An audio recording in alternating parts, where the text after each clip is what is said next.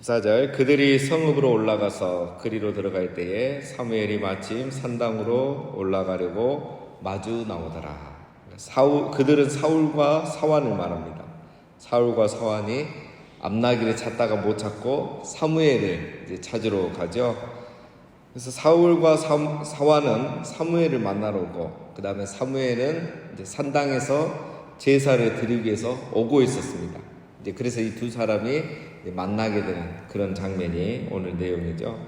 14절에 보면 사무엘이 마침 산당으로 올라가려고 마주 나오더라. 지금 마침이라는 단어들이 성경에 자주 나옵니다.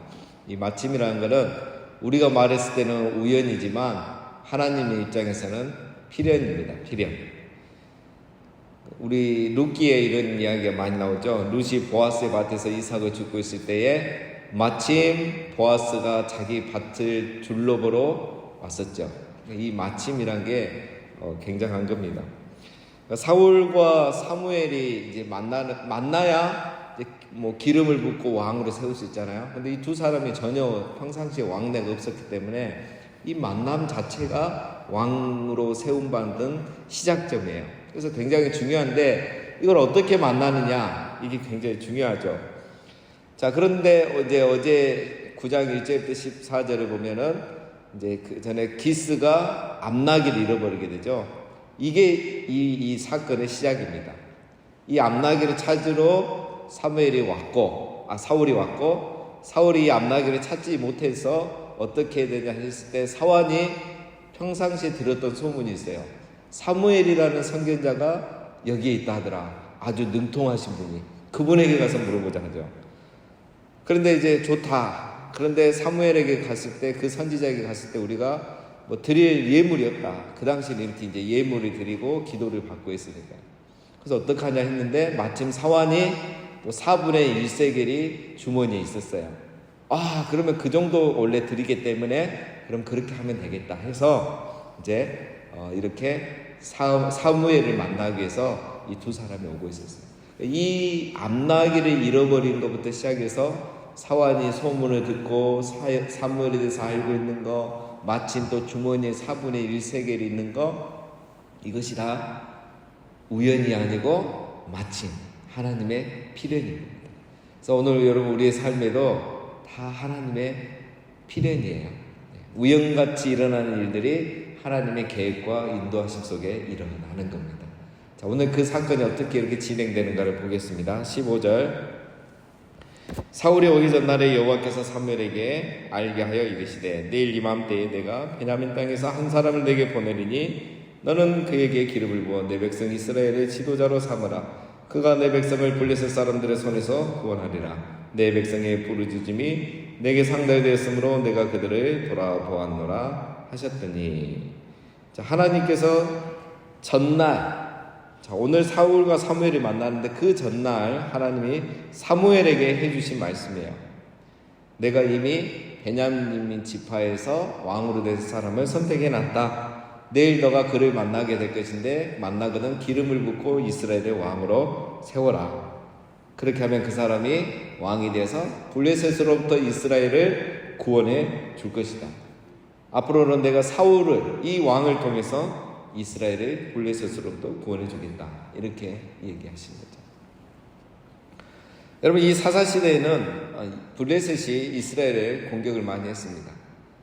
왜 특별히 이 시대에 블레셋의 공격이 더 많았느냐 하면은 블레셋과 이스라엘이 그 가나안 땅에 이렇게 들어온 시기가 거의 비슷했습니다. 거의 비슷했어요. 그래서 비슷한 시기에 들어왔고, 블레셋은 이제 해안가에서 이렇게 지중해에서 들어왔고, 이스라엘은 이제 동쪽으로 요르단에서 요단강을 건너서 이렇게 내륙에서 들어왔죠. 이렇게 해서 이제 시간이 지나면서 블레셋이라는 나라가 이제 해안가에만 있으니까 내륙으로 이렇게 확장을 하려고 하죠.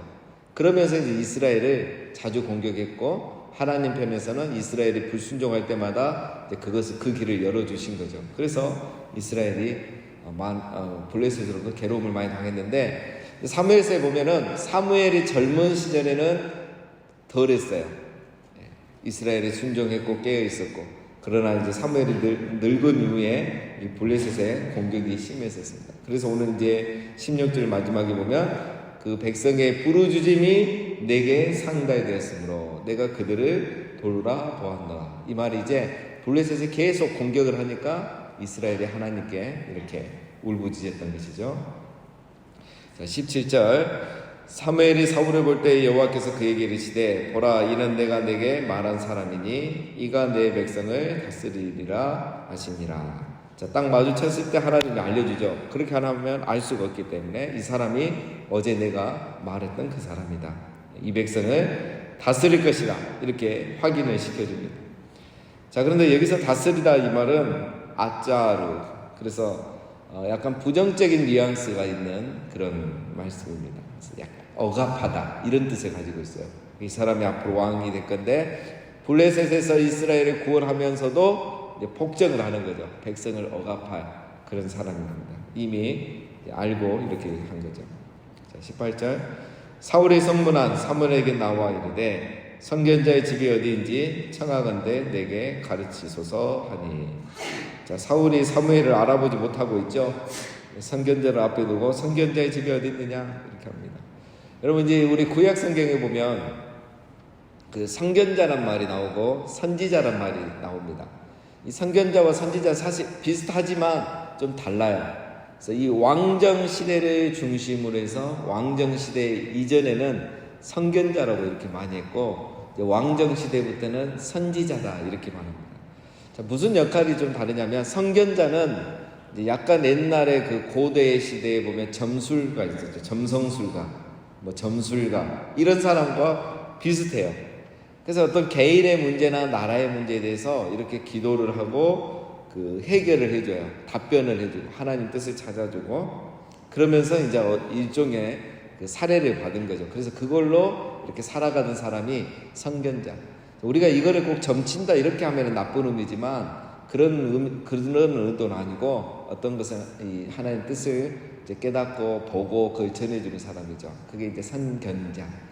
그럼 이제 선지자란 말은 이제 왕정 시대부터 이게 나오면서 조금 바뀝니다. 그래서 성격도 바뀌는데 이 선견자, 점술가의 성격은 이제 많이 사라지고 하나님의 말씀을 이렇게 전하는 사람, 하나님의 말씀을 왕과 백성에게 전하는 사역을 주로 하는 사람을 선지자 이렇게 말합니다. 그래서 선견자와 선지자는 좀 차이가 있습니다. 그래서 이제 신학자들은 이 선지자를 말하기를 언약 소송 검사다 이렇게 말해요. 언약 소송 검사.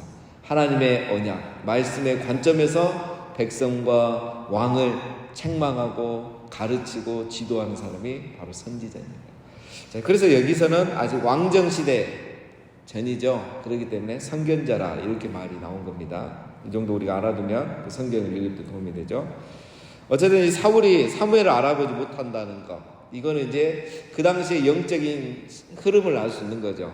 그 시대에 사무엘이 벌써 20년을 통치했고 온 나라가 이 사무엘 때문에 평안한 시대를 보냈는데 이 사울이라는 사람이 사무엘을 알아보지 못한 거예요. 근데 이거를 뭐 사울에게 문제가 있는 거냐 아니면 사무엘이 그 정도로 전 국민에게 이렇게 일일이 다 영향력을 주지 못했느냐, 이것은 이제 좀 더 연구해야 될 문제입니다. 19절에 사무엘이 사울에게 대답하여 이르되 내가 선견자니이다. 너는 내 앞에서 산당으로 올라가라. 너희가 오늘 나와 함께 먹을 것이요 아침에는 내가 너를 보내되 내 마음에 있는 것을 다 내게 말하리라. 자, 이 말씀부터가 이제 좀 중요하죠. 왜냐하면 사무엘이 사울, 왕이 될 사울에게 처음으로 하는 말들이 뭐냐, 이게 이제 중요한 거죠. 내가 선견자다. 못 알아보니까 해주는 말이죠. 자, 앞서 너는 내 앞서 산당으로 올라가라. 자, 이 말은 당신 먼저 가세요, 내 나중에 가겠습니다, 이 말이 아니고 나보다 앞서서 가라 이 말입니다. 자, 이건 뭘 말하냐면 사무엘이 사울을 왕으로 대우해 주는 거예요. 왕이시니까 먼저 가라. 물론 제사 드릴 때 제사장의 역할이 중요하지만 아니요, 정치적인 면에서는 어쨌든 왕이 더 앞서는 거죠. 그 다음에 우리가 함께 먹을 것이다. 자, 함께 식사한다는 것은 이제 왕과 사무엘, 왕과 선지자가 함께 먹는다는 거죠. 자, 이거는 굉장히 두 사람의 친밀한 관계이고 또 상징적인 의미가 있죠. 왕과 선견자, 선지자는 함께 먹는 친밀한 관계로 가야 된다는 거예요. 이 왕과 선지자의 관계가 왕정의 실패냐 성공이냐를 결정지어 주는 거죠. 왕이 선지자의 말을 잘 듣고 하나님 뜻대로 순종하면 왕정이 성공하는 거고, 친밀하지 않고 서로 경계하고 이렇게 등을 돌리면 왕이 그만큼 순종하지 않고 자기 마음대로 한다는 거고, 그러면 왕정은 실패하는 거죠. 그래서 이건 상징적인 의미입니다. 지금 이렇게 친밀하듯이 앞으로도 계속 이렇게 가야 되는데 가지 않게 될 거라는 것도 우리는 알고 있죠. 그런 상징적으로 아주 중요한 말씀인 거죠. 그 다음에 네 번째 말하죠. 아침에는 내가 내 마음에 있는 것을 다 내게 말하리라. 자, 이 말은 암낙이 찾았단 말을 해주겠다는 말이 아니죠. 암낙이 찾았단 말을 20절에 다 해줍니다. 자, 이건 뭘 말하냐면 우국지정, 사울 안에 있는 이 나라를 향한 고민에 대해서 내일 이야기하자는 거예요. 이제 뒤에 나옵니다. 사울은 이미 나라가 지금 혼란하고 죄로 인해 타락한 것에 대해서 이 청년이 마음에 근심하고 걱정하고 있어요. 나란 일을 걱정한 거예요. 왕도 아닌데 왕처럼. 그래서 그 부분에 대해서 나중에 얘기하겠다는 거예요. 그 다음 20절, 사흘 전에 이른데 암나기들을 염려하지 말라 찾았느니라. 온 이스라엘을 사모하는 자가 누구냐? 너와 내 아버지의 집이 아니냐 하느니라. 또 두 가지를 얘기하죠. 암나기 걱정하지 말아라. 이미 사흘 전에 너희 집에 돌아갔다, 찾아갔다. 걱정하지 마라.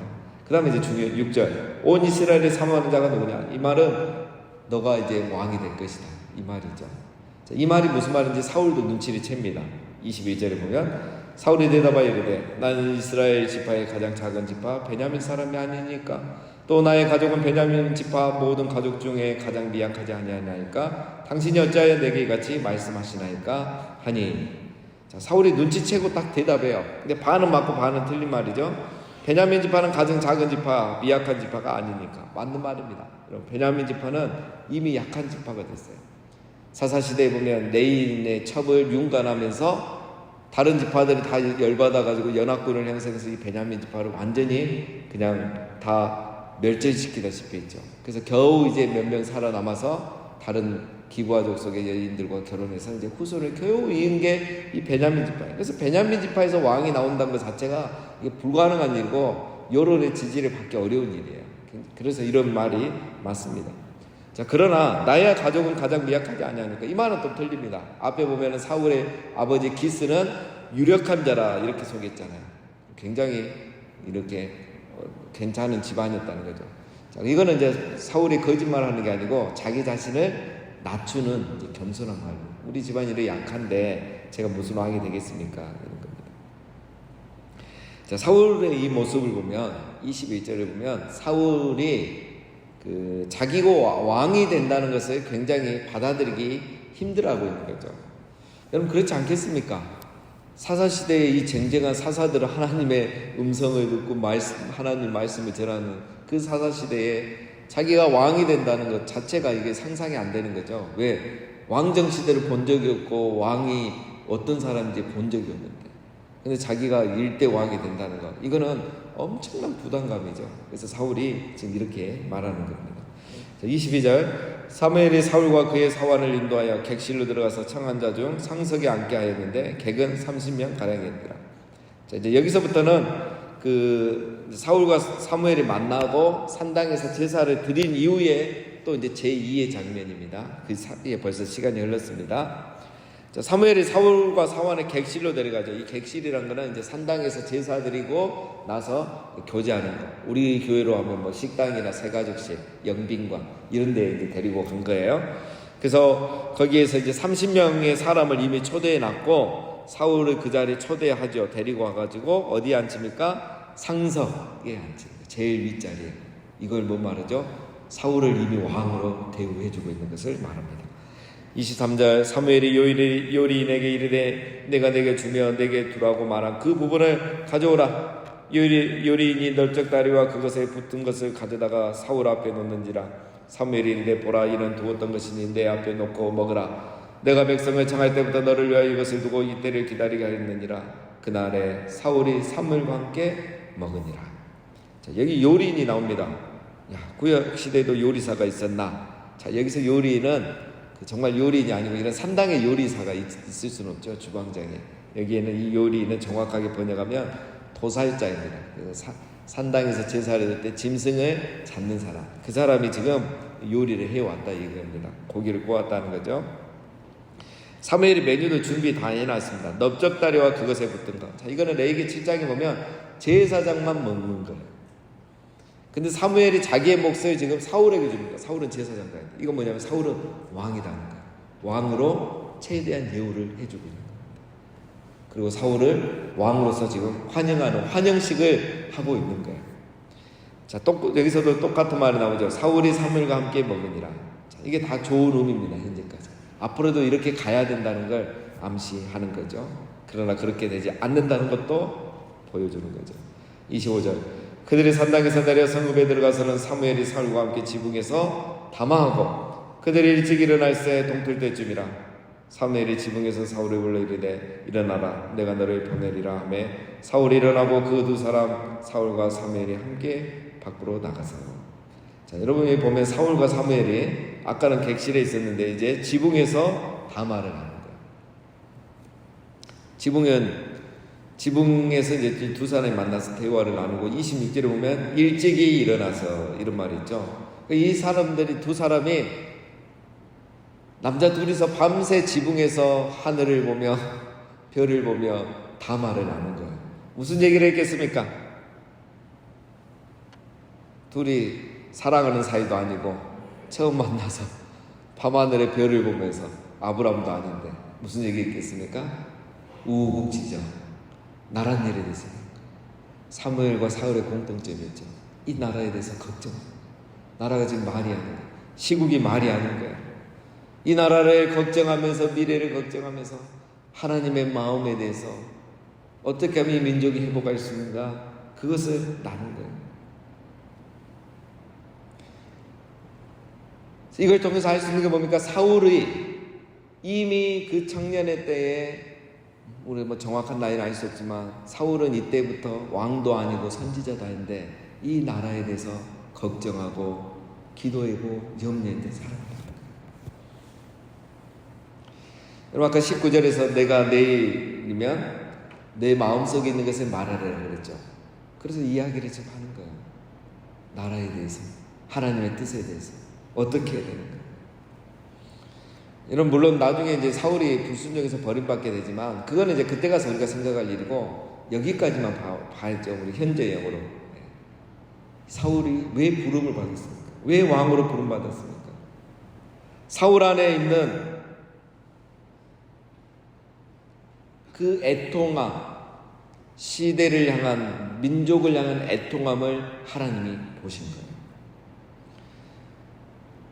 그래서 하나님께서 이 사울에게 나라를 섬길 수 있는 기회를 또 주신 겁니다. 여러분 우리 안에 이런 애통함이 중요합니다. 이 애통함이 곧 부르심이에요. 하나님은 그런 애통함 있는 사람을 통해서 일하시는 겁니다. 사울을 그래서 부르신 겁니다. 여러분 우리들 안에는 이런 마음들이 있어야 돼요.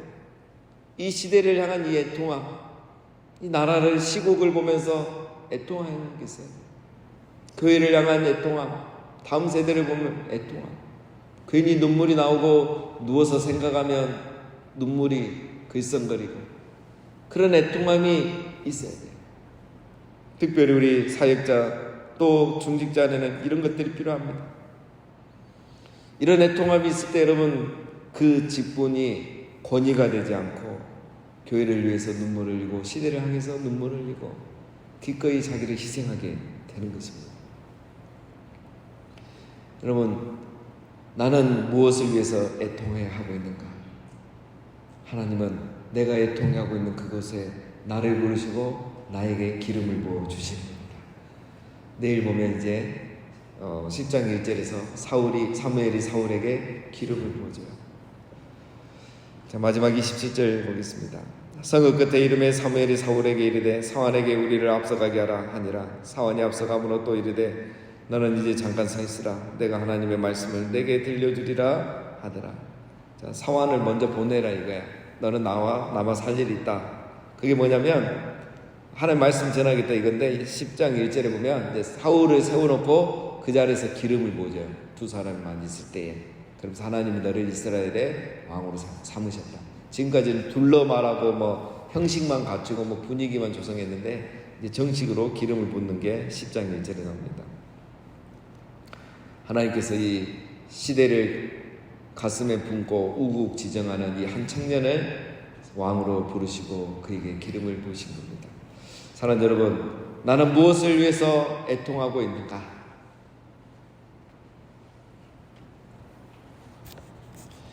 자기가 왕이 되어 자기 소견에 오른 대로 행하는 이 시대를 향한 애통함, 그러한 이 교회를 향한 애통함, 그런 애통함이 우리 안에 있어야 됩니다. 다음 세대를 보면서 우리가 그런 애통함이 우리 안에 있어야 돼요. 그랬을 때 하나님은 그 애통함 위에 기름 부으시고 그 사람을 통해서 그 하나님께서 일을 행하시고 회복의 역사, 부흥의 역사를 시작하는 겁니다. 우리도 우리 이 시대, 이 민족, 이 나라, 또 우리 교회, 또 다음 세대를 가슴에 품고 애통하며 눈물로 기도하고, 그래서 하나님의 기름 부으심이 우리 안에 있고 우리를 통해서 하나님이 일하시는 그러한 주의 종들로 쓰임받기를 주의 이름으로 축원드립니다.